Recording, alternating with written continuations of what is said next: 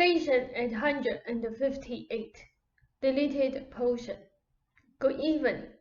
Rupert's dreams will be part of this evening's discussion, as they apply directly to him and as they represent the beautiful, even exquisite imaginary of the dreaming self in general.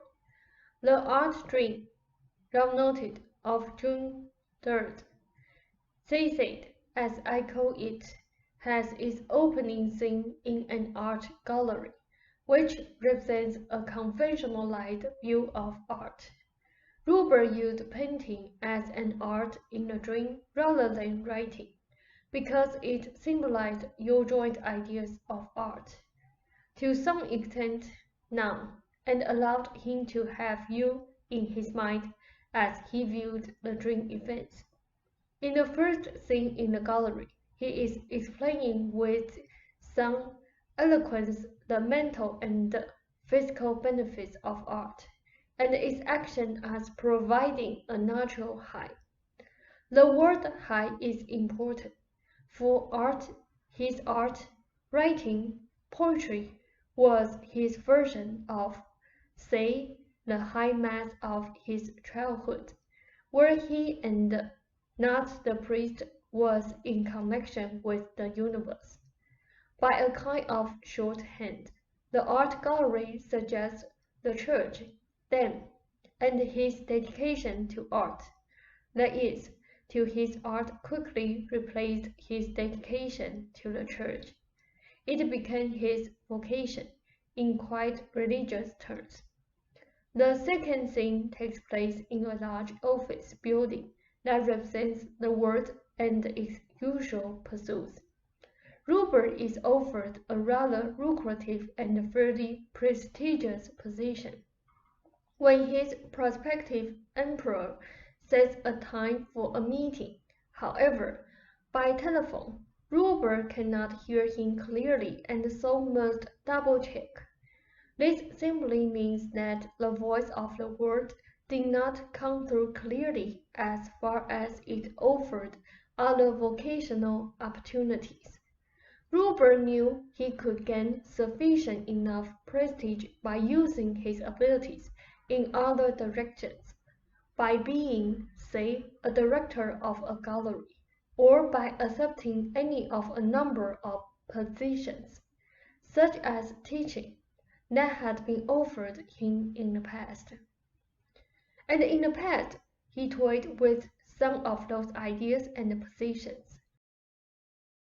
When he tried teaching, he began to get ill, for he was afraid that he would settle for the respectable enough prestige it afforded, give in and stop his writing and other pursuits. He was in his late 30s, and sometimes tempted to do so.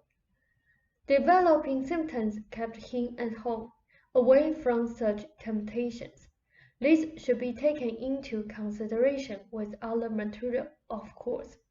Time-wise and symbolically, the third thing brings us to the point where Rupert is determined to define his art, his dedication, to such an extent that he hides from the world, and symbolically crawls on his belly, all the while seeking to escape the dilemma by finding an open door, or by hiding from pursuers in the shadows.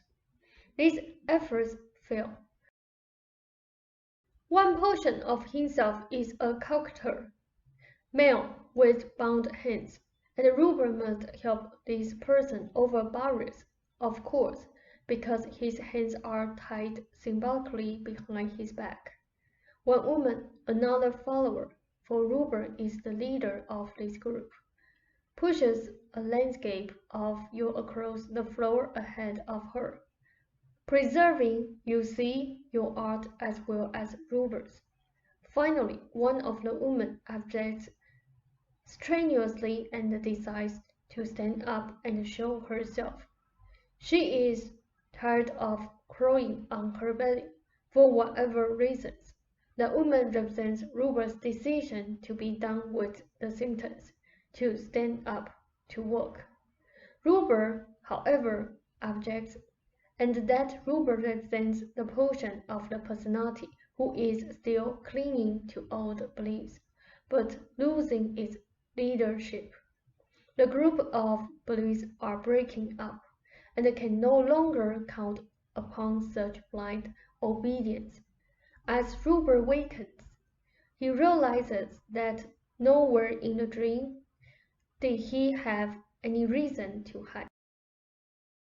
No reason was given for the pursuit itself, for he was being pursued now and then at least by several people.